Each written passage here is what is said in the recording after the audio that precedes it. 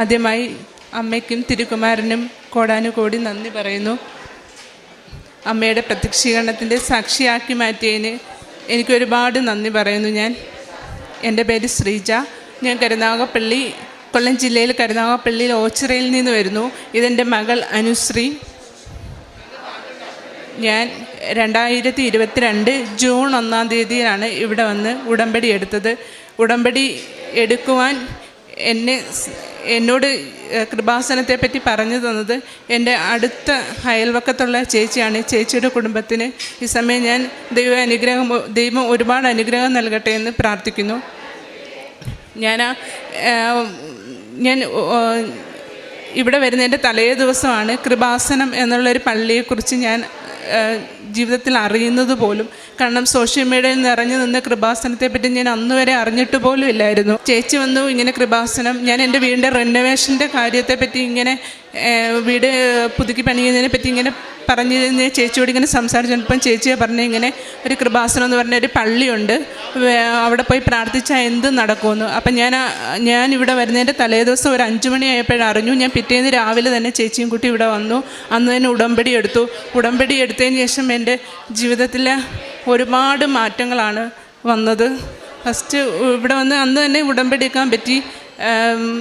First അതിനേക്കാൾ ഉപരി എനിക്ക് ഈശോയുടെ ഒരു സ്വപ്നത്തിലൊരു സ്പർശനം കിട്ടിയെന്നുള്ളതാണ് എൻ്റെ ജീവിതത്തിലെ ഏറ്റവും വലിയൊരു അനുഗ്രഹമായിട്ട്. ഞാനൊരു ഹിന്ദു ആയിട്ട് കൂടി ഈശോ എൻ്റെ സ്വപ്നത്തിൽ എനിക്കൊരു സ്പർശനം കിട്ടിയതാണ് എനിക്ക് ഏറ്റവും വലിയൊരു അനുഗ്രഹം. അതിനുശേഷം എനിക്ക് എന്തെല്ലാം കാര്യങ്ങളുണ്ടെങ്കിലും അതൊരു മുൻകൂട്ടിയായിട്ട് എനിക്ക് കാണിച്ചു തരുന്നുണ്ട് എൻ്റെ ഈശോ. അത് അമ്മ മാതാവ് വഴി ഈശോ എനിക്ക് തന്ന ഒരു അനുഗ്രഹമായിരിക്കും. അതെന്താണെന്ന് വെച്ചാൽ ഞാൻ ചുരുക്കി പറയാം. ഞാൻ ഒരു ദിവസം എനിക്ക് പല്ലിൻ്റെ ഒരു ചെറിയൊരു സർജറി ഉണ്ടായിരുന്നു. ആ സർജറി പ്രകാരം ഞാനൊരു ചെറിയൊരു വേദനയിൽ ഉച്ചത്തിൽ ഉറങ്ങുമില്ലായിരുന്നു. ഒരു 1:30 ആയപ്പോൾ ഞാനിങ്ങനെ തലയണ ഭിത്തിയിൽ ചാരി വെച്ച് ഇങ്ങനെ മയങ്ങി ഇങ്ങനെ ഇരുന്നപ്പോൾ ഞാനിങ്ങനെ കാണുന്നത് ഒരു ഇരുണ്ട പ്രദേശത്തിൽ അവിടെ ഒരു വെട്ടം കാണുന്നതായിട്ട് കണ്ടു. ആ വെട്ടത്തിൽ ഒരു ഫുൾ ഫാദർ ഇട്ടേക്കുന്ന കൂട്ട് ഡ്രസ്സിട്ട് ഒരു വൈറ്റ് ഫുൾ ലോഹക്കൂട്ടിട്ട് ഞാൻ വിശ്വസിക്കുന്ന എൻ്റെ ദൈവം അവിടെ ഒരു നരച്ച ദീശയും ഫുൾ മുടിയും നരച്ചുള്ള ഒരു ഈശോയെ പോലെ ഇരിക്കുന്ന ഒരു ദൈവം ഇങ്ങനെ 2 കൈയും വിരിച്ചു നിൽക്കുന്നു. 2 കൈ ഇങ്ങനെ പിടിച്ചുകൊണ്ട് നിൽക്കുന്നു. അവിടെ 2 സ്ത്രീകളിങ്ങനെ പാസ് ചെയ്ത് വരുന്നു. അതിലൊരു സ്ത്രീ എന്ന് വെച്ചാൽ എന്നെ കൃപാസനത്തിൽ കൊണ്ടുവന്ന ചേച്ചിയാണ്. അവർ വന്നു ദൈവത്തിൻ്റെ കൈയിൽ പിടിക്കുന്നു. ഞാൻ വിശ്വസിക്കുന്ന ദൈവത്തിൻ്റെ കൈയിൽ പിടിക്കുന്നു. അവർ പാസ് ചെയ്ത് പോകുന്നു. അപ്പോഴത്തേക്ക് എൻ്റെ ഹസ്ബൻഡ് പ്രമുഖമായൊരു ചാനലിൽ വർക്ക് ചെയ്യുവാണ്. അപ്പോൾ പുള്ളിക്ക് എപ്പോഴും ഇങ്ങനെ ഫോൺ വരും. പുള്ളി ഇപ്പം വീട്ടിൽ നിന്നാലും അടുത്ത റോഡിൽ ഇങ്ങനെ ഫോണിങ്ങനെ സംസാരിച്ച് എപ്പോഴും ഇങ്ങനെ കോള് വരുന്നതുകൊണ്ട് ഇങ്ങനെ സംസാരിച്ചു. അപ്പോൾ പുള്ളി ഇങ്ങനെ ഫോൺ ചെയ്ത് നടക്കുന്നതായിട്ടാണ് ഞാൻ കാണുന്നത്. അപ്പം ഞാനിതെല്ലാം ഒരു മരത്തിൻ്റെ സൈഡിൽ ഇങ്ങനെ ചാരി മയങ്ങി നിന്ന് കാണുന്നതായിട്ടാണ് കാണുന്നത്.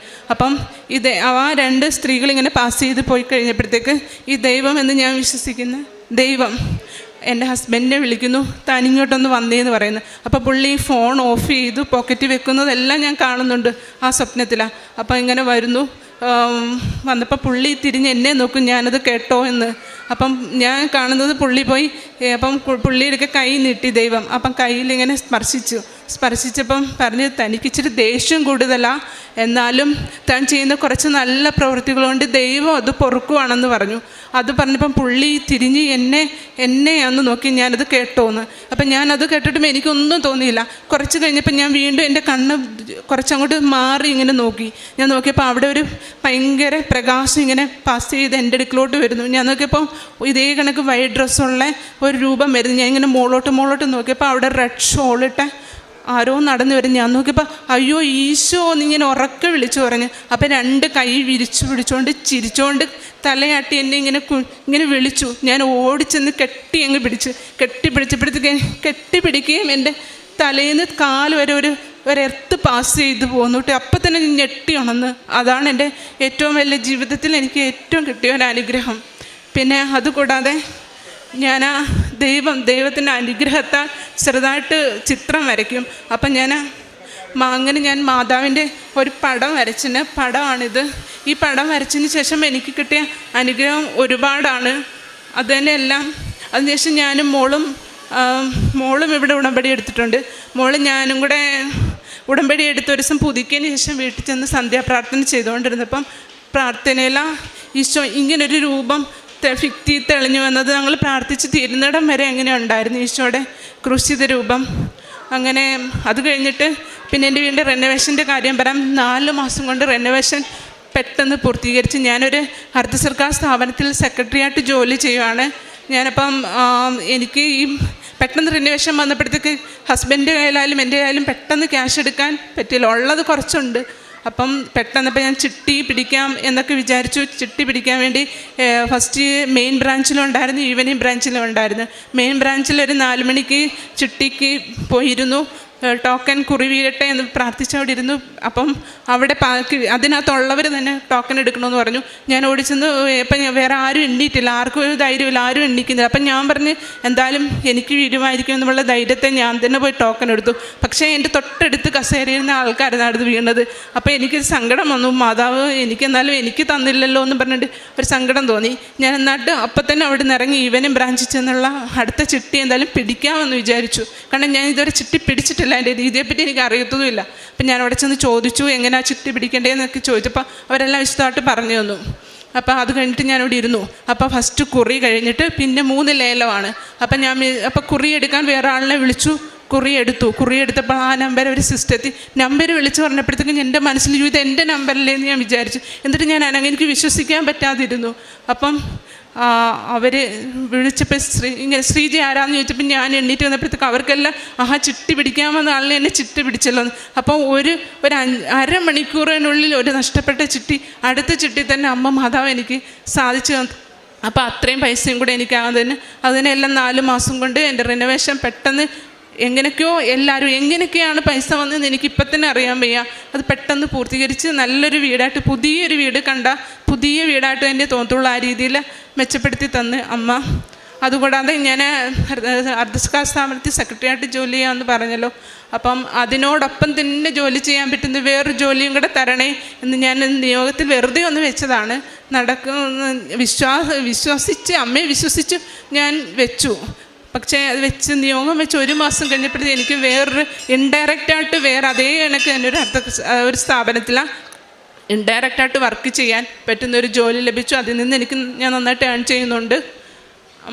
അത് തന്നെ കൂടാതെ ഇവിടുത്തെ വിശുദ്ധ തൈലവും ഉപ്പും അതെന്ന് വെച്ചാൽ വിശ്വസിക്കാൻ പറ്റാത്ത അത്രയ്ക്ക് നല്ല, ഒരിക്കലും പറഞ്ഞറിയാൻ പറ്റാത്ത അത്രയ്ക്ക് നല്ല അനുഭവങ്ങൾ തരുന്നുണ്ട്. നമുക്കൊരു വേദന വന്നാലോ അപ്പോൾ തന്നെ വിശ്വാസ പ്രമാണം ചൊല്ലി തേച്ചു കഴിഞ്ഞാൽ പിന്നെ അപ്പം തന്നെ അത് മാറുന്നുണ്ട്. അത് തന്നെയെല്ലാം. പിന്നെ അടുത്തതായിട്ട് പറയാനുള്ളത് എൻ്റെ മോൻ്റെ കാര്യമാണ്. ഈ മോനാണെങ്കിൽ പഠിക്കാൻ നല്ല താല്പര്യമുണ്ട്, പക്ഷേ ഇരിക്കത്തില്ല. പിന്നെ അയാൾക്ക് മറ്റ് മെക്കാനിക്കൽ സംബന്ധമായിട്ടുള്ള കാര്യങ്ങൾക്ക് ഇപ്പം 9th സ്റ്റാൻഡേർഡിലാണ് പഠിക്കുന്നത്. എന്നാലും ഇപ്പം ഞാൻ എന്നും ഉപ്പിട്ട് വെള്ളം കൊടുക്കുന്നുണ്ട്, തേൻ കൊടുക്കുന്നുണ്ട്. അതുകൊണ്ട് ഇപ്പം അവൻ നല്ല മെച്ചമായിട്ട് വരുന്നുണ്ട്. പഠിക്കണമെന്നൊക്കെയുള്ള താല്പര്യമായിട്ട് വരുന്നു. എൻ്റെ ശമ്പളത്തിൽ നിന്ന് എല്ലാ മാസവും ഒരു പാവപ്പെട്ട കുടുംബത്തിന് എന്നെക്കൊണ്ട് കഴിയുന്ന രീതിയിലുള്ള സാധനങ്ങളൊക്കെ വാങ്ങിക്കൊണ്ട് കൊടുക്കാറുണ്ട്. പിന്നെ ഓർഫണേജിൽ പോകുന്നുണ്ട്. പിന്നെ പാവപ്പെട്ട എന്നെക്കൊണ്ട് സഹായം ചെയ്യാമെന്ന മാക്സിമം ഞാൻ ചെയ്യുന്നുണ്ട്. അതിനകത്ത് എൻ്റെ കയ്യിൽ പൈസ ഇല്ലെങ്കിലും ശരി, എങ്ങനെയായാലും ശരി ഞാനത് കൊടുക്കുന്നുണ്ട്. പിന്നെ പ്രേക്ഷിത പ്രവർത്തനങ്ങളെന്ന് വെച്ചാൽ പത്രം വിതരണം ചെയ്യും. ഗവൺമെൻറ് ഹോസ്പിറ്റലിൽ പത്രം വിതരണം ചെയ്യുന്നുണ്ട്. പിന്നെ ഞാൻ മോളോടെ 2 വീലറിലാണെങ്കിൽ എനിക്ക് ജോലി കഴിഞ്ഞുള്ള സമയത്ത് 2 വീലർ കൊണ്ടുവന്ന് റോഡ് സൈഡിലൊക്കെ കണ്ട് നിർത്തി പറഞ്ഞ് ഇത് കൊടുക്കുന്നുണ്ട്. എനിക്ക് മൈഗ്രെയിൻ്റെ പ്രശ്നം ഉണ്ടായിരുന്നു. അത് അമ്മയുടെ പ്രാർത്ഥിച്ചു, ആ തൈലം തേച്ചു, നന്നായിട്ട് മാറി. അത് വലിയൊരു അനുഗ്രഹം തന്നെയാണ്. അതിന് ഹസ്ബൻഡിന് ചാനലിലാണ് വർക്ക് ചെയ്യുന്നെങ്കിലും അതിനകത്ത് വരുമാനത്തിലൊരു സ്ഥിരതയില്ലായിരുന്നു. അത് ഞാൻ നിയോഗത്തിൽ വെച്ച് ഇപ്പോൾ സ്ഥിര വരുമാനം കിട്ടി. അത് തന്നെയല്ല, ഇതിനകത്ത് എനിക്ക് ഞാൻ ഏറ്റവും വലിയൊരു നിയോഗം അമ്മയെ സമർപ്പിച്ചിട്ടുണ്ട്. ആ നിയോഗം പറയാനായിട്ട് അടുത്ത തവണ ഞാൻ വരുമെന്ന് എനിക്ക് അമ്മ അത് സാധിച്ചു തരുമെന്നും ഈശോയിലൂടെ സാധിച്ചു തരുമെന്ന് എനിക്ക് ഉറപ്പുണ്ട്. അത് പറയാൻ വേണ്ടി ഞാൻ ഇനിയും എൽത്താരയിൽ വരും. അതിനുള്ള അനുഗ്രഹം അമ്മയും ഈശോയും തരുമെന്ന് എനിക്കറിയാം. പിന്നെ മെയിൻ കാര്യം എന്ന് വെച്ചാൽ എനിക്ക് ബൈബിള് വായിക്കണമെന്ന് ഭയങ്കര ആഗ്രഹമായിരുന്നു. അപ്പം എൻ്റെ ഓഫീസിലെ കൂടെ വർക്ക് ചെയ്യുന്ന ഒരു കൊച്ച് അതെനിക്കൊരു ബൈബിള് കൊണ്ടു തന്നു. ഞാൻ ആ ബൈബിള് വായിച്ചു പൂർത്തിയായി. ആ പൂർത്തിയാക്കുന്നതിൻ്റെ തലേ ദിവസമാണ് ഈശോയുടെ സ്വപ്ന സ്പർശനം ഉണ്ടായത്. അപ്പം ബൈബിൾ പൂർത്തിയായി ബാക്കി വായിച്ചു. ഇപ്പം ഞാനത് റിവൈസ് ചെയ്തുകൊണ്ടിരിക്കുക. അതിനോടൊപ്പം തന്നെ അല്ലാതെ ഞാൻ വായിക്കുന്നുണ്ട്. പിന്നെ സമ്പൂർണ്ണ ജപമാല എന്നും ചൊല്ലും. പിന്നെ ഇപ്പം ഈ പറഞ്ഞുകൊണ്ട് നമ്മൾ after Christ and before Christ എന്ന് പറയത്തില്ലേ, അപ്പം ക്രിസ്തുവിനെ അറിഞ്ഞതിന് മുൻപൊരു കാലം, അതിന് ശേഷം വേറൊരു കാലം. അതിന് ശേഷമുള്ള കാലം എന്ന് പറഞ്ഞാൽ നമ്മൾ ആത്മീയമായി നമുക്ക് ഒരു നെഗറ്റീവ്സ് എന്ന് വെച്ചാൽ മറ്റൊരു നെഗറ്റീവ് ചിന്താഗതികളെ വരുത്തില്ല. അതുകൊണ്ട് എല്ലാവരോടും ഞാൻ പറയുന്നത് വിശ്വസിച്ച് പ്രാർത്ഥിക്കുക. വിശ്വാസം നമ്മളെ രക്ഷിക്കും. അത് എൻ്റെ അനുഭവത്തിലൂടെ ഞാൻ പറയുക. അത്രയ്ക്ക് അത്ഭുതമുള്ള ജീവനുള്ള ദൈവമാണ്. പിന്നെ ഞാനാണെങ്കിൽ ഈശോയുടെ ഈ കുരിശ് രൂപത്തിലോട്ട് എങ്ങനെ നോക്കാറില്ല. കാരണം എനിക്ക് വിശ്വാസത്തിനേക്കാൾ അപ്പുറം എനിക്ക് സ്നേഹമാണ് ഈശോയോടും മാതാവിനോടും. അത് എപ്പോഴും ജീവിതാവസാനം വരെ ഉണ്ടായിരിക്കും. അതുകൊണ്ട് ഒരിക്കൽ കൂടി നന്ദി പറഞ്ഞുകൊണ്ട് ഞാൻ നിർത്തുന്നു. ക്രിസ്തു അനുഭവത്തെ സംലഭ്യമാക്കാനുണ്ടാകേണ്ട മൂലധനം അത് ദൈവസ്നേഹം മാത്രമാണ്. ഈ മകള് പറഞ്ഞു നിർത്തുന്നത് അങ്ങനെയാണ്. എനിക്ക് ഈശോയുടെ കുരിശിലേക്ക് നോക്കുമ്പോൾ എനിക്ക് വരുന്നത് സ്നേഹം മാത്രമാണ്. തൻ്റെ അനുഭവ സാക്ഷ്യത്തിൽ ഈ മകള് പങ്കുവെക്കുമ്പോൾ താൻ ഉടമ്പടിക്ക് മുമ്പ് എങ്ങനെ, ഉടമ്പടിക്ക് ശേഷം, ബിഫോർ ക്രൈസ്റ്റ്, ആഫ്റ്റർ ക്രൈസ്റ്റ് എന്നൊക്കെയാണ് ഈ മകൾ അതിന് പറഞ്ഞത്. അതായത് തനിക്ക് ഒരു നെഗറ്റീവ് ചിന്ത പോലും തൻ്റെ മനസ്സിൽ അങ്ങനെയുള്ളൊരു ചാൻസ് പോലും ഉണ്ടാകാത്ത തരത്തിലുള്ള ബോധ്യങ്ങൾ, അതാണ് ഇന്നിപ്പോൾ തനിക്ക് തൻ്റെ ഹൃദയത്തിൽ അങ്ങനെയുള്ള ഒരു നന്മകൾ കൊണ്ട് നിറയുകയാണ്. ഉടമ്പടി എടുത്തതിന് ശേഷം ബൈബിള് പൂർണ്ണമായും വായിക്കണമെന്ന ആഗ്രഹമുണ്ടായിരുന്നു. അത് ഈ മകൾക്ക് സാധിച്ചു. വീണ്ടും വായിക്കുവാൻ തുടങ്ങി. അതുപോലെ പ്രാർത്ഥനയ്ക്ക് ഒത്തിരിയേറെ പ്രാധാന്യം കൊടുക്കുന്നു. സമ്പൂർണ്ണ ജപമാലയൊക്കെ ചൊല്ലുന്നു. ജപമാല പഠിച്ചിട്ട് പോലും ഇല്ലാത്ത മകളാണ്. എന്നാൽ അത് പഠിച്ച് സമ്പൂർണ്ണ ജപമാല ചൊല്ലുവാനുള്ള ആ ഒരു ഇഷ്ടം, അതിനാണ് ഈശോയോട് നമുക്കുള്ള ഇഷ്ടമെന്ന് തന്നെ പറയുക. ഇതൊക്കെ എൻ്റെ കർത്താവിനെ അവർ എടുത്തുകൊണ്ട് പോയി, അവർ അവനെ എവിടെ വെച്ചു എന്ന് എനിക്ക് അറിയില്ല എന്ന് പറഞ്ഞ് കർത്താവിൻ്റെ ശവകുടീരത്തിങ്കൽ നിന്ന് കരഞ്ഞുന്ന മഗ്ദലന മറിയത്തിൻ്റെ ഹൃദയം ദൈവസ്നേഹം കൊണ്ട് നിറഞ്ഞത് മാത്രമാണ്. ബഹുമാനപ്പെട്ട VP ജോസഫ് അച്ഛൻ പറഞ്ഞു, ശവമാണ് അവൾ അന്വേഷിക്കുന്നത്, ഡെഡ് ബോഡിയാണ്. ആ ഡെഡ് ബോഡി എടുത്തുകൊണ്ട് പോകുമെന്നൊക്കെ പറയുമ്പോൾ ആ മകളുടെ ഹൃദയത്തിൽ തിങ്ങി നിൽക്കുന്ന ദൈവസ്നേഹം. ഇവിടെ ഓരോ മക്കളും ഇവിടെ സാക്ഷ്യം പറയുമ്പോൾ അവരുടെ സാക്ഷ്യത്തിൽ നിന്ന് തന്നെ എത്രമാത്രം ഹൃദയം നിറയെ ദൈവത്തെ കൊണ്ട് നിറയണമെന്നുള്ള ഒരു ആഗ്രഹത്തോടെയാണ് അവർ പറയുന്നത്. തങ്ങളുടെ കുടുംബം, അതായത് തങ്ങൾ താമസിച്ചിരുന്ന വീട് റിനോവേറ്റ് ചെയ്യുവാനായിട്ടൊക്കെ അത് ആഗ്രഹമായിരുന്നു, അത് നിയോഗമായിരുന്നു. എന്നാൽ ആ റിനോവേഷൻ അത് ഏറ്റവും ഭംഗിയായി 4 മാസം കൊണ്ടൊക്കെ നടന്നു. നാളുകളായിട്ട് നടക്കാതിരുന്നത് അത് വലിയ കാര്യമായിട്ടാണ് ഈ മകൾ കാണുന്നത്. അതിന് നന്ദി പറഞ്ഞു. എന്നാൽ എല്ലാറ്റിലും ഉപരിയായി എനിക്ക് ഈശോയുടെ സാന്നിധ്യമുണ്ടായി, സ്പർശനമുണ്ടായി. എനിക്ക് ഒരു ഇലക്ട്രിക് ഷോക്ക് ആണ് ഉണ്ടായത്. ഈശോയെ ഞാൻ കെട്ടിപ്പിടിച്ചു എന്നൊക്കെ പറയുമ്പോൾ താനൊരു സ്വപ്നം കണ്ടതാണത്.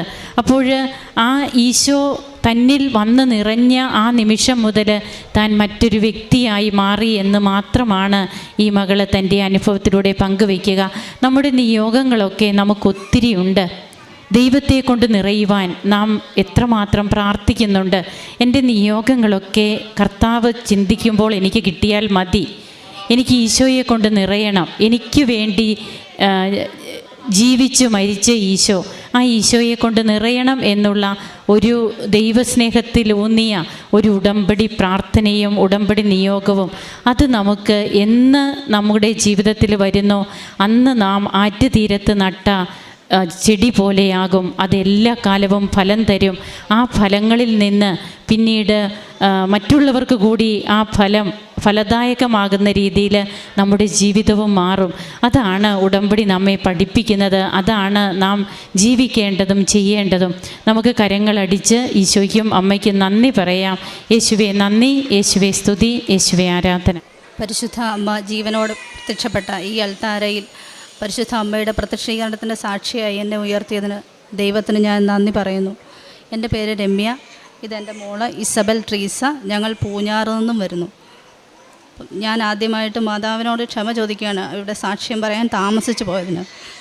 അപ്പം എൻ്റെ ഒരു സങ്കടകാലത്താണ് ഞാൻ മാതാവിനെക്കുറിച്ച് ആദ്യമായിട്ട് അറിയുന്നത്. അതായത് ഇതെൻ്റെ മൂത്ത മോളാണ്. ഞാൻ എൻ്റെ രണ്ടാമത്തെ കുഞ്ഞിനെ പ്രഗ്നൻ്റായിരിക്കുന്ന സമയത്ത് ഒരു 5.5 മാസം സമയത്ത് ഒരു രാത്രിയിൽ എനിക്ക് ഭയങ്കര നെഞ്ചുവേദനയാണോ വയറുവേദനയാണോ അതെനിക്ക് കറക്റ്റായിട്ട് പറയാൻ പറ്റുന്നില്ല. അതുപോലൊരു വേദന എനിക്ക് രാത്രിയിലുണ്ടായി. രാത്രി ഹോസ്പിറ്റലിൽ പോയി. അപ്പോൾ പ്രഗ്നൻ്റ് ആയിരിക്കുന്നതുകൊണ്ട് തന്നെ ഡോക്ടർമാർ പരിശോധിച്ചിട്ട് പറഞ്ഞു ഇത് ഗ്യാസ് ട്രബിളിൻ്റെയാണ്. അത് പ്രഗ്നൻസിയിൽ നോർമലായിട്ട് കാണുന്നൊരു കാര്യമാണ്, ഡെലിവറി വരെ കാണും എന്ന് പറഞ്ഞു. അപ്പോൾ എനിക്ക് പിന്നീട് ഇടയ്ക്കിടയ്ക്ക് ഡെലിവറി ആകുന്നതിന് മുമ്പ് തന്നെ ഇടയ്ക്കിടയ്ക്ക് ഇങ്ങനെ പെയിൻ വരും, പെട്ടെന്ന് ഹോസ്പിറ്റലിൽ പോവും, ഡ്രിപ്പിടും, പോരും. അങ്ങനെയായിരുന്നു ഉണ്ടായിരുന്നത്. ആഫ്റ്റർ ഡെലിവറി എനിക്ക് വീണ്ടും ആ വേദന വന്നു. ഞാൻ ഇരിക്കുന്ന ഇരിപ്പിൽ പെട്ടെന്ന് വേദന വന്നിട്ട് കുഴഞ്ഞു വീഴും. അപ്പം അടുത്താരെങ്കിലും ഉണ്ടെങ്കിൽ അടുത്താരെങ്കിലും വേണം, ഇല്ലാതെ പറ്റില്ല. പെട്ടെന്ന് എനിക്കൊന്നും മിണ്ടാൻ പോലും പറ്റുകയില്ല. പല സമയത്തും അങ്ങനെ ഉണ്ടായി. അപ്പം അത് വീണ്ടും ഇങ്ങനെ വന്നപ്പം ഞാൻ മാനസികമായിട്ട് ആകെ തകർന്നു. അപ്പം ഡെലിവറിക്ക് ശേഷം അതിന് മുമ്പും ഞാൻ ഈ പ്രഗ്നൻസിയിലും ഇങ്ങനെ മരുന്ന് കഴിച്ച് എൻ്റെ മനസ്സിൽ അങ്ങനെ ഒരു സങ്കടമുണ്ട്. ബ്രസ്റ്റ് ഫീഡിങ് ഉള്ളതാണല്ലോ, അപ്പം കുഞ്ഞിന് ദോഷമാണല്ലോ എന്നോർത്ത് ഈ ഡെലിവറിക്ക് ശേഷം ഇതിങ്ങനെ വരാൻ തുടങ്ങിയപ്പം എനിക്ക് എന്ത് ചെയ്യണമെന്ന് അറിയത്തില്ല. ഞാൻ ആകെ മാനസികമായിട്ട് തകർന്നു. മരണഭയം എനിക്ക് ഭയങ്കരമായിട്ടുണ്ടായി. ഏത് സമയത്തും എനിക്കെന്തെങ്കിലും സംഭവിക്കാൻ എൻ്റെ മക്കൾക്കാരുമില്ലല്ലോ, അങ്ങനെയൊക്കെ ഒരു സങ്കടം എനിക്കുണ്ടായി. അങ്ങനെ ഞാൻ തകർന്നിരിക്കുന്ന ഒരു സമയത്താണ് എൻ്റെ അയൽപ്പക്കത്തുള്ള ഒരു ചേച്ചി എൻ്റെ അടുത്ത് വന്നിട്ട് എന്നോട് പറഞ്ഞു, രമ്യേ, ഞാൻ ആലപ്പുഴയിൽ മാതാവിൻ്റെ ഒരു പള്ളിയിൽ പോകുന്നുണ്ട്, അവിടുത്തെ ഒരു തൈലം എൻ്റെ കയ്യിലുണ്ട്, ഞാനത് തരാം. രമ്യ, ഈ വേദന വരുന്ന ശരീരത്തിൽ ഈ വിശ്വാസ പ്രമാണം ചൊല്ലി തൈലം പുരട്ടി പ്രാർത്ഥിക്കണം, മാതാവ് സൗഖ്യപ്പെടുത്തുമെന്ന് പറഞ്ഞു. എനിക്കത് വളരെ ആശ്വാസമായിരുന്നു. ഞാൻ അപ്പോൾ അന്നേരം തന്നെ ആ തൈലം വാങ്ങി കുരിശ് വരച്ച് വിശ്വാസ പ്രമാണം ചൊല്ലി പ്രാർത്ഥിച്ചു. ആ കൂടെ ചേച്ചി എനിക്ക് പത്രം തന്നു. അപ്പോൾ ഞാൻ പത്രത്തിൽ തുറന്നു നോക്കി സാക്ഷ്യമൊക്കെ കണ്ടപ്പോൾ ഞാൻ തന്നെ ഞെട്ടിപ്പോയി. കാരണം ഒരിക്കലും നമുക്ക് വിശ്വസിക്കാൻ പറ്റാത്ത വിധമുള്ള സാക്ഷ്യങ്ങളായിരുന്നു കണ്ടത്. ഞാനങ്ങനെ അത് മുഴുവൻ വായിച്ച് നോക്കി. അതിൽ ലൈറ്റ് ക്യാൻഡിൽ പ്രെയർ റിക്വസ്റ്റ് ഇട്ട് ഒത്തിരി പേര് സാക്ഷ്യം പറഞ്ഞിരിക്കുന്നുണ്ട്. അപ്പോൾ ഞാൻ അങ്ങനെ ലൈറ്റ് ക്യാൻഡിൽ പ്രെയർ റിക്വസ്റ്റ് ഇട്ട് പ്രാർത്ഥിച്ചു മാതാവിനോട്. പിന്നെ ഞാൻ ഇങ്ങോട്ട് വിളിച്ച് പ്രാർത്ഥനാ സഹായം ചോദിച്ചു. അപ്പോൾ ഇവിടെ ഒരു സിസ്റ്റർ വിളിച്ചപ്പം ഫോൺ എടുത്തു. ഒരു അരമണിക്കൂറോളം സിസ്റ്റർ എന്നോട് സംസാരിച്ചു. എന്നോട് പറഞ്ഞു, മോള് പേടിക്കണ്ട, ഇതൊക്കെ മാറും, ഇവിടെ വന്ന് സാക്ഷ്യം പറയണമെന്ന് പറഞ്ഞു. അത് കഴിഞ്ഞിട്ട് ഞാൻ ആ പത്രത്തിലെല്ലാം ഇങ്ങനെ എല്ലാവരുടെ സാക്ഷ്യം വായിക്കുമ്പോൾ അവിടെ കണ്ട ഒരു ടേം ഉടമ്പടി എടുത്തു. അപ്പോൾ എന്താണ് ഈ ഉടമ്പടി എന്ന് എനിക്ക് മനസ്സിലായില്ല. നമ്മളങ്ങനെ സാധാരണ ഉടമ്പടി എന്നുള്ളൊരു കാര്യം കാണാറില്ലല്ലോ. ഞാൻ പിന്നെ ആ ഉടമ്പടി എന്താണെന്നറിയാൻ ഞാൻ യൂട്യൂബിൽ സെർച്ച് ചെയ്തു. ധാരാളം സാക്ഷ്യങ്ങളും അച്ഛൻ്റെ ഉടമ്പടി ധ്യാനങ്ങളും ടോക്കുകളും ഒക്കെ ഞാൻ കണ്ടു. അങ്ങനെ ഉടമ്പടി എന്താണെന്ന് കൃത്യമായിട്ട് ഞാൻ മനസ്സിലാക്കി. എന്താണ് ഉടമ്പടി എടുത്തവർ ചെയ്യുന്നത് അല്ലെങ്കിൽ ചെയ്യേണ്ടത്, എങ്ങനെയാണ് മാതാവ് ഈ ഉടമ്പടിയിൽ ഇത്ര സഡനായിട്ട് റെസ്പോണ്ട് ചെയ്യുന്നതെന്നും ഞാൻ മനസ്സിലാക്കി. എന്നിട്ട് ഞങ്ങളിവിടെ വന്ന് ഉടമ്പടി എടുത്ത ഉടനെ ഞാൻ ചെയ്തൊരു കാര്യം, അപ്പം അതിനു മുമ്പ് ഞാൻ ഇങ്ങനെ ഈ ഡെലിവറിക്ക് ശേഷം വേദന ഇങ്ങനെ വരുന്നപ്പം ഞങ്ങൾ മറ്റൊരു ഡോക്ടറെ കണ്ടു. അപ്പം അൾട്രാസൗണ്ട് സ്കാൻ എടുത്തപ്പോൾ ഡോക്ടർ പറഞ്ഞു എനിക്ക് ഫാറ്റി ലിവറും ഗാൾബ്ലാഡർ സ്റ്റോണും പിത്തസഞ്ചി കല്ലുകളും ഉണ്ടെന്ന് പറഞ്ഞു. ഫാറ്റി ലിവറിന് ഉള്ളവർക്കറിയാം SGOT SGPT ലെവൽ എനിക്ക് ബിലോ 30 നിൽക്കേണ്ടതാണ്. അത് എനിക്ക് 450ഉം 600ഉം, അപ്പോൾ അത്രയും ഹൈ ആയിപ്പോയി. അപ്പം അങ്ങനെയാണ് ഈ വേദന വരുന്നതെന്നാണ് വിചാരിച്ചിരുന്നപ്പോൾ ഡോക്ടർ പറഞ്ഞു പെട്ടെന്ന് നമുക്ക് ഇത് ഇത്ര ഹൈ ആയിരിക്കുന്നതുകൊണ്ട് ഇപ്പം ഈ SGOT SGPT ലെവൽ അല്ലെങ്കിൽ ഫാറ്റി ലിവർ നോർമൽ ആക്കണമെന്ന് പറഞ്ഞു. അങ്ങനെ ഇപ്പം ഫാറ്റി ലിവറിനുള്ള ട്രീറ്റ്മെൻറ്റാണ് ആദ്യം ആരംഭിച്ചത്. അങ്ങനെ മരുന്ന് കഴിച്ചു. 2 ആഴ്ച മരുന്ന് കഴിച്ചപ്പോൾ തന്നെ ഈ ഫാറ്റി ലിവർ SGOT SGPT നോർമലായി വന്നു. പക്ഷെ മരുന്ന് സ്റ്റോപ്പ് ചെയ്യുമ്പം അത് വീണ്ടും ഇങ്ങനെ കൂടിക്കൊണ്ടിരിക്കുകയാണ്. ഞാൻ പേടിച്ചിട്ട് വീണ്ടും വീണ്ടും മരുന്ന് കഴിച്ചു. അങ്ങനെ 1 വർഷത്തോളം ഈ ഫാറ്റി ലിവറിൻ്റെ മരുന്ന് കഴിച്ചു. അപ്പം മരുന്ന് കഴിച്ചു 1 വർഷം കഴിഞ്ഞപ്പോൾ ഡോക്ടർ പറഞ്ഞു ഇനി നമുക്കിത് നിർത്താം, കാരണം കുഞ്ഞ് ബ്രസ്റ്റ് ഫീഡിങ് ഉള്ളതാണല്ലോ, അപ്പോൾ കുഞ്ഞിനും ദോഷമാണ്, നമുക്ക് മരുന്ന് ഇനി കഴിക്കേണ്ട, ഇത് നിർത്താം. ഡോക്ടർ പറഞ്ഞ, ഞാൻ ഡോക്ടറോട് ചോദിച്ചു, ഡോക്ടറെ ഈ സ്റ്റോൺ ഇരിക്കുന്നത് കൊണ്ടാണോ ഈ വേദന? ഡോക്ടർ പറഞ്ഞു ഗാൾബാഡ സ്റ്റോൺ അത്ര സിവിയർ പെയിനൊന്നും വരില്ല, എനിക്ക് വരുന്നത് വളരെ സിവിയറായിട്ടുള്ള വേദനയാണ്, സഹിക്കാൻ പറ്റിയല്ല. അപ്പം ഡോക്ടർ പറയുന്നത് അങ്ങനെ ഒരു വേദന വരില്ല, അപ്പോൾ ഇങ്ങനെ മരുന്ന് കഴിക്കണ്ട, ഫാറ്റി ലിവറിനുള്ള മരുന്നിന് നിർത്താം, 1 വർഷം കഴിച്ചതല്ലേ എന്ന് പറഞ്ഞു. അപ്പം അങ്ങനെ ഞാൻ ഇവിടെ വന്ന് ഉടമ്പടി എടുത്തു കഴിഞ്ഞപ്പോൾ ഞാൻ ആദ്യം ചെയ്ത കാര്യം, ഞാൻ ആ മരുന്ന് കഴിപ്പ് നിർത്തുകയാണ് ചെയ്തത്. ഫാറ്റി ലിവറിനുള്ള മരുന്ന് കഴിക്കുന്നത് നിർത്തി. ഞാൻ ഗാൾബാഡ സ്റ്റോണിൻ്റെ ഒരു മരുന്നും എടുത്തിട്ടില്ല.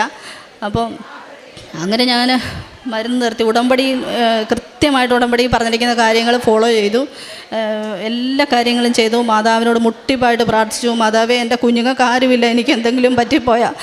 അപ്പം അങ്ങനെ എനിക്ക് ഇനി മാതാവേ ഉള്ളൂ, എനിക്ക് ആശ്രയം മാതാവ് മാത്രമേ ഉള്ളൂ, മറ്റാരുമില്ല.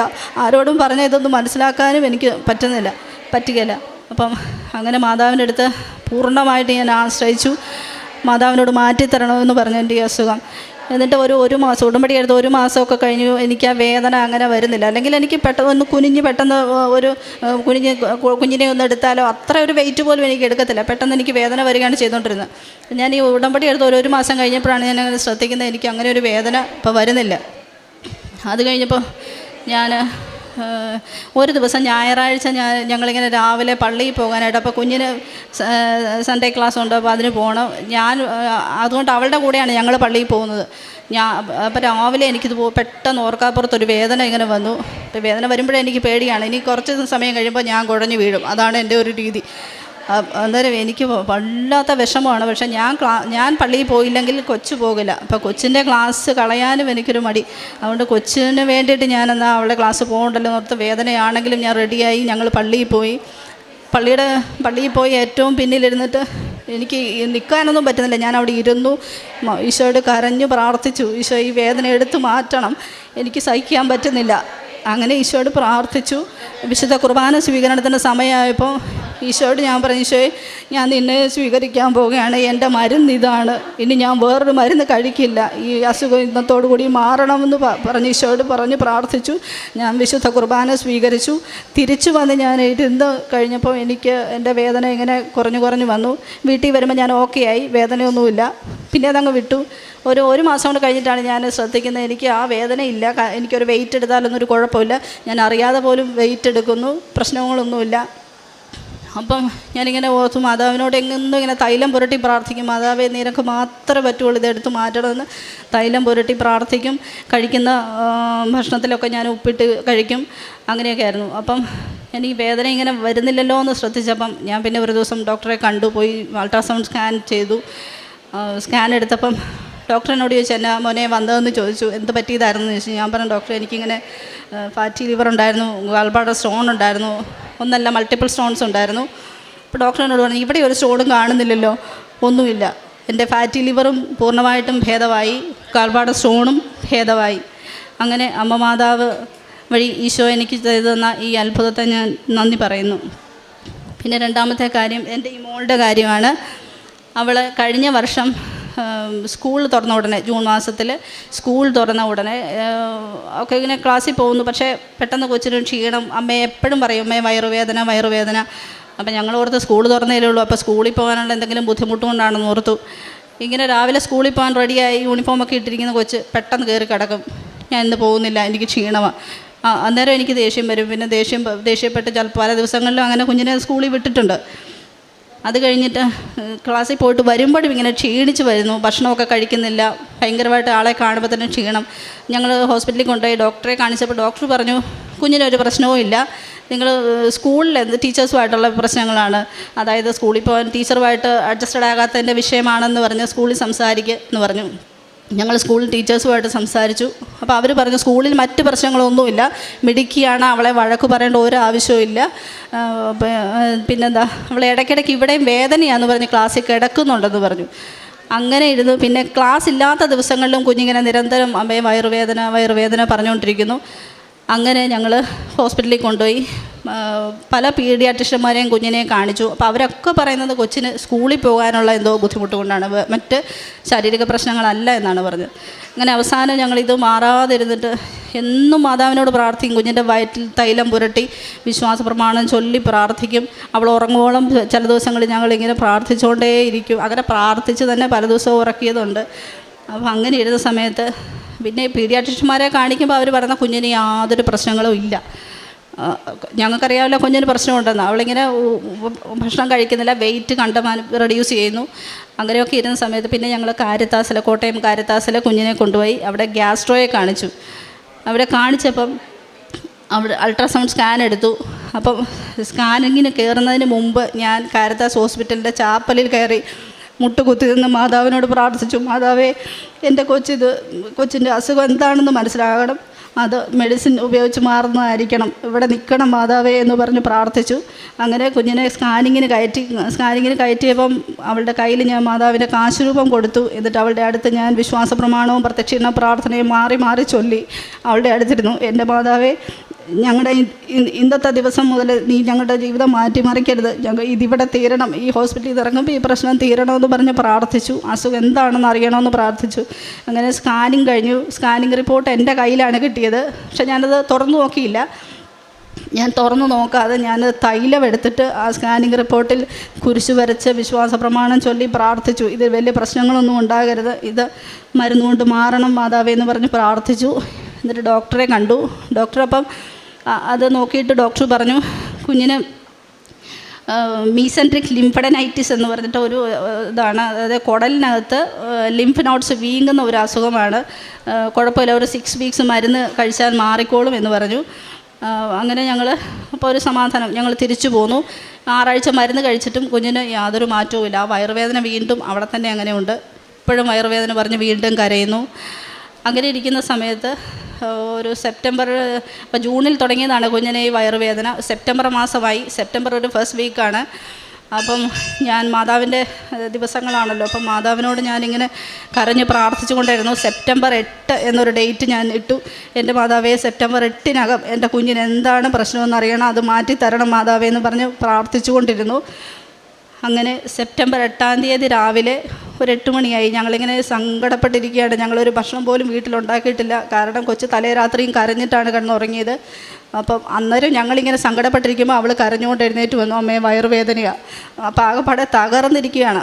അന്നേരം എൻ്റെ ഹസ്ബൻഡിൻ്റെ ഒരു കൊളീഗ് അദ്ദേഹത്തെ വിളിച്ചിട്ട് പറഞ്ഞു, ഞാൻ എൻ്റെ വൈഫിൻ്റെ ഫോൺ കൊടുക്കാം, നിങ്ങളൊന്ന് സംസാരിക്കുക. അതായത് ആ ചേച്ചി നേഴ്സാണ്.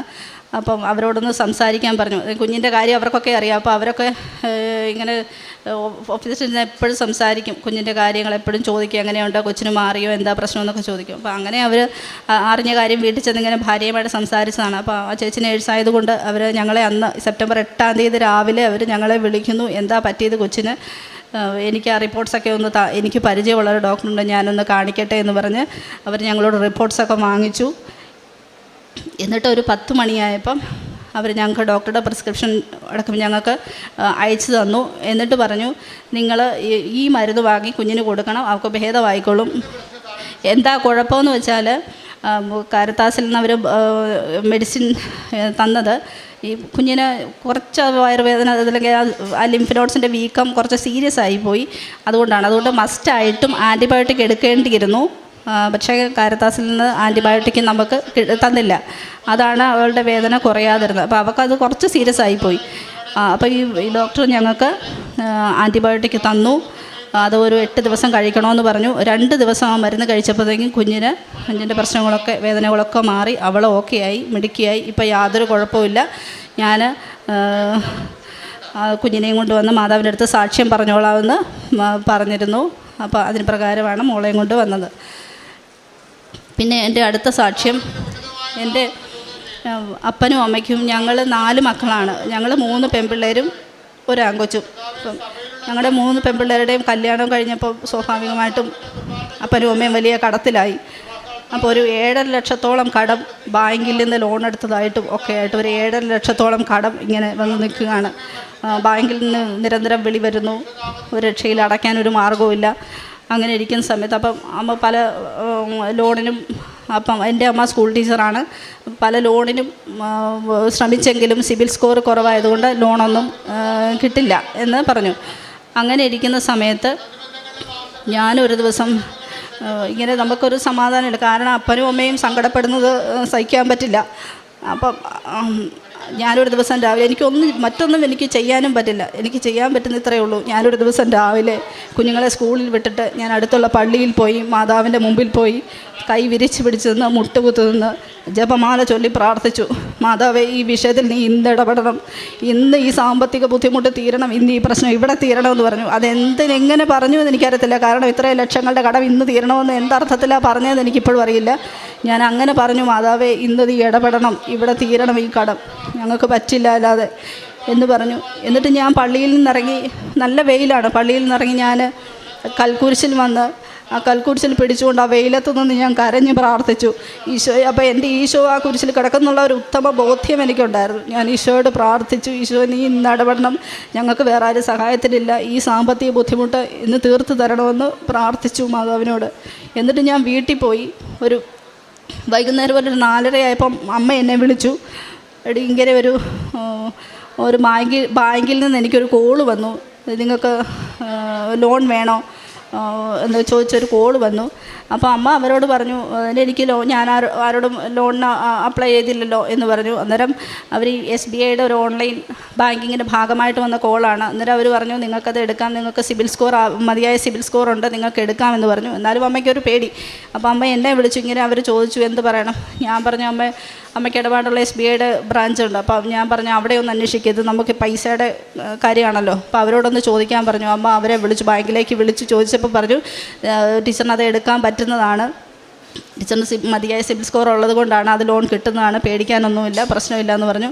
അങ്ങനെ അമ്മ ആ ലോൺ എടുക്കാൻ തീരുമാനിച്ചു. അന്ന് വൈകുന്നേരം 5 മണിയായപ്പം എൻ്റെ അമ്മയുടെ അക്കൗണ്ടിൽ 8 ലക്ഷം രൂപ ക്രെഡിറ്റായി. അത് മാതാവിൻ്റെ വലിയൊരു അനുഗ്രഹമാണ്, മാതാവിൻ്റെ മധ്യസ്ഥതയാൽ ഈശോ പ്രവർത്തിച്ച വലിയൊരു അനുഗ്രഹം. അതോടുകൂടി കുറേ കടങ്ങൾ ഞങ്ങൾക്ക് തീർക്കാൻ പറ്റി. പിന്നെ എൻ്റെ ബ്രദറിനുണ്ടായ ഒരു രോഗസൗഖ്യമാണ്. അതായത് അവന് കുറേ വർഷങ്ങൾക്ക് മുമ്പ് അവനൊന്ന് പേടിച്ചതാണ്. ഞങ്ങളുടെ വീടിനടുത്ത് തന്നെ ഒന്ന് പേടിച്ചു. സന്ധ്യ മയങ്ങിയപ്പോൾ പുറത്തു പോയിട്ട് അവൻ അലറി കരഞ്ഞുകൊണ്ടാണ് വീടിനകത്തേക്ക് വന്ന് വീഴുകയാണ് ചെയ്തത്. അന്ന് മുതൽ അവന് വലിയ പേടിയാണ്. അവൻ പറയുന്നത് അവൻ്റെ കൂടെ ആരോ ഉണ്ട് എന്നാണ് അവൻ പറയുന്നത്. അവൻ ഒറ്റയ്ക്ക് കിടക്കില്ല, ഒറ്റയ്ക്ക് നടക്കില്ല, കുറേ ആയി. പിന്നെ പോകെ അവന് വലിയ ദേഷ്യമാണ്. നമ്മൾ എന്തെങ്കിലും പറഞ്ഞൊന്ന് മുഖം മാറി പറഞ്ഞാൽ അന്നേരം തന്നെ കൈ കിട്ടുന്നെടുത്ത് എറിയുക, ഭയങ്കര ദേഷ്യമാണ്. അങ്ങനെ പള്ളിയിൽ പോകില്ല. അങ്ങനെയായി കുറേ നാളത്തേന് അവൻ ആരുമായിട്ട് ഇടപെടാതെ ഇങ്ങനെ ഒറ്റപ്പെട്ട് വീടിനകത്ത് തന്നെ ഇരുന്നു. അതും ഞങ്ങൾക്ക് വലിയ വിഷമമായിരുന്നു. ഞങ്ങൾ പല പള്ളികളിലും പോയി പല അച്ഛന്മാരെയും കൊണ്ട് പ്രാർത്ഥിപ്പിച്ചു. പക്ഷേ ഇതിനൊരു മാറ്റവും വന്നില്ല. പിന്നീട് ഞാൻ ഉടമ്പടി എടുത്തു കഴിഞ്ഞപ്പോൾ ഞാൻ ഉടമ്പടിയിൽ ആ കാര്യവും വെച്ചു. മാതാവ് അതും അത്ഭുതകരമായി മാറ്റി തന്നു. ഇപ്പം അവന് യാതൊരു പ്രശ്നങ്ങളുമില്ല. അവൻ മിടുക്കനായിട്ട് ജോലി ചെയ്യുന്നു, വിവാഹമൊക്കെ കഴിഞ്ഞു, ഒരു കുഞ്ഞുണ്ട്, അവരെ സുഖമായിട്ട് ജീവിക്കുന്നു. പിന്നെ കാരുണ്യ പ്രവൃത്തി വിട്ടുപോയൊരു കാര്യമുണ്ട്. എൻ്റെ ഒരു കസിന്, അവർക്ക് വിവാഹം കഴിഞ്ഞിട്ട് 10 വർഷമായി കുഞ്ഞുങ്ങളില്ലായിരുന്നു. അപ്പം ഞാൻ ഉടമ്പടി എടുത്തു കഴിഞ്ഞപ്പോൾ ഞാൻ നാത്തൂനെ വിളിച്ച് മാതാവിനെക്കുറിച്ച് പറഞ്ഞു, മാതാവിൻ്റെ അത്ഭുതങ്ങളെക്കുറിച്ച് പറഞ്ഞു. മക്കളില്ലാതിരുന്ന അവർക്ക് മാതാവ് മക്കളെ കൊടുത്ത അത്ഭുത സാക്ഷ്യങ്ങൾ ഞാൻ ഇട്ടുകൊടുത്തു. അപ്പോൾ അവർക്കത് ഭയങ്കര നിധി കിട്ടിയ പോലെയായിരുന്നു. അപ്പോൾ അവൾ മാതാവിനെക്കുറിച്ച് കേട്ടിട്ടുണ്ട്. എന്നാലും ഞാൻ കൂടുതലായിട്ട് പറഞ്ഞത് മാതാവ് ഉറപ്പായിട്ടും കുഞ്ഞിനെ തരും. കാരണം വിളിക്കുമ്പോൾ ഒക്കെ അവൾ നിരാശയാണ്. ഞങ്ങൾക്ക് മക്കളില്ല, അതുകൊണ്ട് ഞങ്ങൾക്കൊരു സന്തോഷവുമില്ല, ഞങ്ങളുടെ ജീവിതത്തിലൊരു സന്തോഷമില്ല എന്നൊക്കെ എപ്പോഴും പറയുമായിരുന്നു. അങ്ങനെ ഞാൻ മാതാവിനെക്കുറിച്ച് പറഞ്ഞു. മാതാവിൻ്റെ സാക്ഷ്യങ്ങളും അച്ഛൻ്റെ ധ്യാനങ്ങളും ഒക്കെ അവൾക്ക് അയച്ചു കൊടുത്തു. ഞാനും അവൾക്ക് വേണ്ടി പ്രാർത്ഥിച്ചു. അവൾ എന്നിട്ട് ഓൺലൈൻ ഉടമ്പടി എടുത്തു. ഒരു 2-3 മാസം കഴിഞ്ഞപ്പോൾ അവൾ പ്രഗ്നൻ്റായി. അപ്പോൾ അതിനിടയ്ക്ക് ഒരു ക്രിസ്മസിൻ്റെ സമയത്ത് അവൾ എന്നെ വിളിച്ചപ്പം ഞങ്ങളിങ്ങനെ സംസാരിച്ച് എന്നോട് ചോദിച്ചു എന്തെടുക്കും. അപ്പം ഞാൻ പറഞ്ഞു ഞാൻ പുൽക്കൂട് ഉണ്ടാക്കുകയാണെന്ന് പറഞ്ഞു. ഞാൻ അവളോട് ചോദിച്ചു ക്രിസ്മസൊക്കെ എവിടെ വരെ ആയെന്ന് ചോദിച്ചപ്പോൾ അവൾ പറഞ്ഞു ഞങ്ങൾക്ക് ക്രിസ്മസ് ഇല്ലടി, ഞങ്ങൾക്ക് മക്കളൊന്നും ഇല്ലല്ലോ, അതുകൊണ്ട് ഞങ്ങളുടെ ജീവിതത്തിൽ അങ്ങനത്തെ സന്തോഷമൊന്നും അങ്ങനത്തെ ആഘോഷമൊന്നും നടത്താൻ ഒരു മനസ്സില്ല എന്ന് പറഞ്ഞു. ഞാൻ പറഞ്ഞു വിഷമിക്കേണ്ട, അടുത്ത ക്രിസ്മസിന് നിങ്ങളുടെ കയ്യിലൊരു കുഞ്ഞിനെ മാതാവ് തരും എന്ന് പറഞ്ഞു. അതുപോലെ തന്നെ നവംബർ 28-ന് അവൾക്കൊരു പെൺകുഞ്ഞ് ജനിച്ചു. പറഞ്ഞ പോലെ തന്നെ പ്രത്യേക ക്രിസ്മസിന് അവർക്കൊരു കുഞ്ഞിനെയും കൊണ്ട് ക്രിസ്മസ് ആഘോഷിക്കാൻ സാധിച്ചു. അതും മാതാവിൻ്റെ വലിയൊരു അനുഗ്രഹം. അതിനും മാതാവിനോട് ഞാൻ നന്ദി പറയുന്നു. പിന്നെ ഞാൻ കാരുണ്യ പ്രവർത്തികളായിട്ട് ചെയ്തത്, ഞാൻ ഹോസ്പിറ്റലിൽ, ടൗണിൽ, അങ്ങനെയുള്ള സ്ഥലങ്ങളിൽ ഓൾഡ് ഏജ് ഹോമിൽ പോകുമായിരുന്നു. അപ്പോൾ അവിടെ പോയി അവർക്ക് വേണ്ട സാധനങ്ങളൊക്കെ വാങ്ങിക്കൊടുക്കും, അവരോട് പോയി സംസാരിക്കും, രോഗികൾക്ക് തൈലം പുരട്ടി പ്രാർത്ഥിക്കും. അങ്ങനെയൊക്കെയാണ് ഞാൻ ചെയ്തുകൊണ്ടിരുന്നത്. പിന്നെ റോഡ് സൈഡിലൊക്കെ ഇരിക്കുന്ന ആളുകൾക്ക് അവർക്ക് ഞാൻ പുതപ്പുകൾ അങ്ങനെയുള്ള സാധനങ്ങളൊക്കെ മേടിച്ച് ഞാൻ കൊടുക്കുമായിരുന്നു. പിന്നെ പ്രേക്ഷിത പ്രവർത്തനമായിട്ട് ചെയ്തുകൊണ്ടിരുന്നത്, കൃപാസന പത്രം വാങ്ങി hospital, bus stand, auto stand ഇങ്ങനെയുള്ള സ്ഥലങ്ങളിലൊക്കെ പത്രം കൊടുക്കും. പിന്നെ സാക്ഷ്യം യൂട്യൂബിൽ വാട്സാപ്പ് വഴി സാക്ഷ്യങ്ങളൊക്കെ എനിക്ക് പരിചയമുള്ളവർക്കൊക്കെ ഞാൻ അയച്ചു കൊടുക്കും, വചനങ്ങളൊക്കെ അയച്ചു കൊടുക്കും. ഈശോയെക്കുറിച്ച് പറ്റുന്നവരോടൊക്കെ സംസാരിക്കും. ഈ പത്രം കൊടുക്കുമ്പോഴാണെങ്കിലും എനിക്ക് കിട്ടിയ സാക്ഷ്യങ്ങളും പിന്നെ അമ്മ മാതാവിൻ്റെ മധ്യസ്ഥതയിൽ ഈശോ പ്രവർത്തിച്ച അത്ഭുതങ്ങളാണ് ഈ പത്രത്തിലെന്ന് പറഞ്ഞിട്ടാണ് കൊടുക്കുന്നത്. അപ്പോൾ അതൊക്കെയായിരുന്നു ഞാൻ കാരുണ്യ പ്രവർത്തികളായിട്ട് ചെയ്തത്. പിന്നെ എനിക്കൊരു മാതാവിൻ്റെ ഒരു പ്രത്യേക ഒരു അനുഭവം എനിക്കുണ്ടായി. ഞാനൊരു ദിവസം ഒരു പള്ളിയിൽ, സാധാരണ ഞങ്ങളുടെ അടുത്തൊരു തീർത്ഥാടന ദേവാലയമുണ്ട്, അവിടെ ഞാൻ പോകാറുള്ളതാണ്. അപ്പോൾ ഒരു ദിവസം അവിടെ പള്ളിയുടെ വാതിലിൽ കുറേയേറെ വയ്യാത്തവരൊക്കെ കിടക്കുന്നുണ്ടാവും. ഞാൻ അവർക്ക് ഭക്ഷണമൊക്കെ ഉണ്ടാക്കി കൊടുക്കുന്നതാണ്. അപ്പോൾ ഒരു ദിവസം പതിവ് പോലെ ഞാൻ അവർക്കുള്ള ഭക്ഷണമൊക്കെ റെഡിയാക്കി ഞാൻ പള്ളിയിൽ പോയി. പക്ഷേ എൻ്റെ ഈ പത്രമില്ല, അതെനിക്കൊരു സങ്കടം ഉണ്ടായിരുന്നു. എന്നാലും ഞാൻ അവർക്ക് ഭക്ഷണം കൊടുക്കാമല്ലോ എന്ന് കരുതി പോയി. അപ്പം ഞാൻ പള്ളിയുടെ മുമ്പിൽ ചെന്നിങ്ങനെ അവിടെ കുറേ പേര് ഉണ്ട്, വയ്യാത്തവരൊക്കെ കൊടുത്തു ഭക്ഷണമൊക്കെ കൊടുത്തു കഴിഞ്ഞപ്പോൾ അപ്പോൾ അവിടെ ചേട്ടനൊരു വലിയ ക്ഷീണമൊന്നുമില്ല ചേട്ടനെ കേട്ടാ. ചേട്ടൻ ഇങ്ങനെ ചാരി നിൽക്കുന്നു. അപ്പോൾ ഞാൻ ആ ചേട്ടന് ഭക്ഷണം കൊടുത്തിട്ട് ഇങ്ങനെ നോക്കിയാൽ ചേട്ടൻ്റെ ഒരു കാൽപാദം പൊട്ടി കുറേ മാംസമൊക്കെ അടർന്നു പോയിട്ട് അത് കുറച്ചൊക്കെ ഉണങ്ങി കുറച്ചൊക്കെ പൊട്ടി വികൃതമായിട്ടിരിക്കുകയാണ്. അപ്പോൾ ഞാൻ ആ ചേട്ടനോട് ഇങ്ങനെ സംസാരിച്ച്, എന്താ ചേട്ടാ പറ്റിയെന്ന് ചോദിച്ചപ്പം മരം വീണതാണ് കാലിൽ. അപ്പോൾ ആരുമില്ല, വീട്ടിലൊന്നും ആരുമില്ല, കൂട്ടുകാരാണ് നോക്കിക്കൊണ്ടിരുന്നത്. പത്തനംതിട്ടയിൽ എവിടെയാണ് വീട്. അന്നേരം ഇനിയും കൂട്ടുകാരെ ബുദ്ധിമുട്ടിക്കാൻ മേല, അതുകൊണ്ട് നാട്ടിൽ ഇത്തരം പരിപാടി എനിക്ക് വലിയ മടിയാണ്, അതുകൊണ്ട് ഞാൻ ആരും അറിയാത്തടത്ത് വന്നത് ഇങ്ങനെയാണ് ഞാനിപ്പോൾ ജീവിക്കുന്നതെന്നൊക്കെ പറഞ്ഞു എന്നോട്. എന്നിട്ട് ചേട്ടൻ്റെ കാലിൽ ഞാൻ തൈലം പുരട്ടി വിശ്വാസ പ്രമാണം ചൊല്ലി പ്രാർത്ഥിച്ചു. ആ ചേട്ടനോട് കൃപാസനത്തെക്കുറിച്ച് ഞാൻ പറഞ്ഞു, ചേട്ടൻ പറ്റുമെങ്കിൽ പോകണം മാതാവിൻ്റെ അടുത്ത്, മാതാവ് സൗഖ്യപ്പെടുത്തും എന്ന് പറഞ്ഞു. പക്ഷേ എന്നാലും എൻ്റെ കയ്യിലൊരു പത്രമില്ലല്ലോ. എനിക്ക് പത്രം കൊടുത്തിട്ടാണെങ്കിൽ കുറച്ചുകൂടെ ആ ചേട്ടനെ ഞാൻ പറയുന്നത് കഴിഞ്ഞ് കുറച്ചുകൂടെ മനസ്സിലാവുമല്ലോ, കുറച്ചുകൂടെ കാര്യങ്ങൾ ഗ്രഹിക്കുമല്ലോ എന്ന് ഓർത്തപ്പോൾ എൻ്റെ പത്രമില്ലല്ലോ എന്നൊരു ഭയങ്കര സങ്കടം ഉണ്ടായിരുന്നു. ഞാൻ എന്നിട്ട് ഭക്ഷണമൊക്കെ കൊടുത്ത് ചേട്ടനോട് ഇതും പറഞ്ഞിട്ട് ഞാൻ പള്ളിക്കലോട്ട് കയറിപ്പോയി. പള്ളിയിൽ പോയി പ്രാർത്ഥിച്ചിറങ്ങി. ഞാൻ പുറത്തിറങ്ങി, എൻ്റെ അവിടെ കുഞ്ഞുണ്ട്. അപ്പം ഞാൻ അവളെ പുറത്തിരുന്ന് കുഞ്ഞിനെ നടയിലിരുത്തിയിട്ട് ഞാൻ അവളെ ചെരുപ്പിടിക്കുകയാണ്. ചെരുപ്പിടിച്ചോണ്ട് ഞാനിങ്ങനെ കുരിഞ്ഞിരുന്നപ്പോഴും എൻ്റെ മനസ്സിലൊരു പത്രം കിട്ടിയായിരുന്നെങ്കിൽ ഈ ചേട്ടന് കൊടുക്കാമല്ലോ എന്ന് ഓർത്തു. അപ്പം ഞാൻ അങ്ങനെ ഇരുന്ന സമയത്ത് പള്ളിക്കുള്ളിൽ നിന്ന് ഒരു ചേച്ചി ഇറങ്ങി വന്നിട്ട് എൻ്റെ അടുത്ത് വന്നിട്ട് കുഞ്ഞിനെ താടിയിൽ ഇങ്ങനെ തട്ടിക്കൊണ്ട് പറഞ്ഞു, അവിടെ നേർച്ച അപ്പം ഇരിപ്പുണ്ട്, കൊച്ചിനെടുത്ത് കൊടുക്കാൻ പറഞ്ഞിട്ട് ചേച്ചി പുറത്തേക്ക് ഇറങ്ങിപ്പോയി. ആ ചേച്ചി അങ്ങോട്ട് പോയി ഒരു 2 മിനിറ്റ് കഴിഞ്ഞപ്പോൾ ആ ചേച്ചി തിരിച്ചു വന്നിട്ട് എന്നോട് ചോദിച്ചു, കൃപാസനം പത്രം വേണമെന്ന് ചോദിച്ചു. അപ്പം ഞാനിങ്ങനെ വേണമെന്ന് പറഞ്ഞു. എന്നിട്ട് ചേച്ചി ആ പള്ളിക്കകത്തോട്ട് പോയിട്ട് ഒരു പത്രം എടുത്തുകൊണ്ട് തിരിച്ചു വന്ന് എൻ്റെ കൈ തന്നിട്ട് പറഞ്ഞു, അവിടെ പത്രം ഇങ്ങനെ ആരോ കൊണ്ടുവന്ന് വെച്ചിരിക്കുന്നെന്ന് പറഞ്ഞിട്ട് ആ ചേച്ചി അങ്ങ് പോയി. അതും എനിക്കൊരു പ്രത്യേക ഒരു അനുഭവമായിരുന്നു. ഇത്രയും അനുഗ്രഹങ്ങൾ എനിക്ക് തന്ന അമ്മ മാതാവിനും ഈശോയ്ക്കും ഒരു കോടി നന്ദി പറഞ്ഞുകൊണ്ട് നിർത്തുന്നു. മലാക്കി പ്രവാചകൻ്റെ പുസ്തകം 3:12 തിരുവചനങ്ങൾ അരുളി ചെയ്യുന്നു, അനുഗ്രഹീതർ എന്ന് ജനതകൾ നിങ്ങളെ വിളിക്കും, നിങ്ങളുടെ ദേശം ആനന്ദത്തിൻ്റെ ദേശമാകും.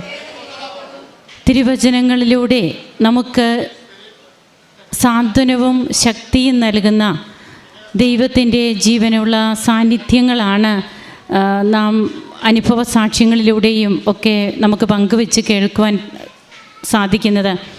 തൻ്റെ രോഗസൗഖ്യവും 2 വർഷമായിട്ട് തന്നെ അലട്ടിക്കൊണ്ടിരുന്ന ഗാൾ ബ്ലാഡർ സ്റ്റോണും അതുപോലെ തന്നെ ഫാറ്റി ലിവർ, അതൊക്കെ ഫാറ്റി ലിവറൊക്കെ 30 ആകേണ്ടത് 400, 450, 600 ആ ലെവലിലേക്കൊക്കെ പോകുന്നു. എന്നാൽ ഇവിടെ വരാനുണ്ടായ സാഹചര്യം തനിക്കൊരു കൃപാസന പത്രം ലഭിക്കുന്നതാണ്. അപ്പോൾ ആ കൃപാസന പത്രത്തിലെ സാക്ഷ്യങ്ങൾ വായിക്കുമ്പോൾ ഒരിക്കലും നടന്നിട്ടില്ലാത്ത തരം കാര്യങ്ങൾ, കേട്ടിട്ടില്ലാത്ത തരം കാര്യങ്ങൾ, അതാണ് ഈ മകളെ ഇങ്ങോട്ട് ആകർഷിച്ചത്. അങ്ങനെ ഇവിടെ വരുന്നു. പിന്നീട് അത് പൂർണ്ണമായും സൗഖ്യമാക്കപ്പെടുന്നതും തൻ്റെ കുഞ്ഞിൻ്റെ അസുഖം അതൊന്ന് ഡയഗ്നോസ് ചെയ്യാൻ പോലും പറ്റാത്ത സാഹചര്യത്തിൽ പ്രോപ്പർ മെഡിക്കേഷൻ വേണം, അതായിരുന്നു ഇവരുടെ പ്രത്യേകമായിട്ടുള്ള നിയോഗം. അതങ്ങനെ തന്നെ പ്രോപ്പറായിട്ടുള്ള മെഡിക്കേഷൻ ലഭിക്കുകയും കുഞ്ഞ് മരുന്നിലൂടെ തന്നെ കുഞ്ഞിന് സൗഖ്യം ലഭിച്ചു. പിന്നീട് തൻ്റെ കടബാധ്യതകൾ തൻ്റെ അമ്മയുടേതാണ്. അത് 7.5 ലക്ഷം രൂപ ഒരു ദിവസം കൊണ്ട് തന്നെ ഈ മകൾ പറയുകയാണ്, എനിക്ക് 5 മണിക്കുള്ളിൽ അതിന് അമ്മ ഒരു മറുപടി നൽകണം. അതിനൊരു സോഴ്സുമില്ല, എങ്ങനെ എവിടുന്ന് പൈസ ഇത്രയും കിട്ടുമെന്നൊന്നും അറിയില്ല. എന്നാൽ പരിശുദ്ധ അമ്മയെ മുറുകെ പിടിച്ച് ഈ മകൾ പ്രാർത്ഥിക്കുമ്പോൾ ഇവർക്ക് അതേ സിവിൽ സ്കോർ തന്നെ ഉള്ളൂ.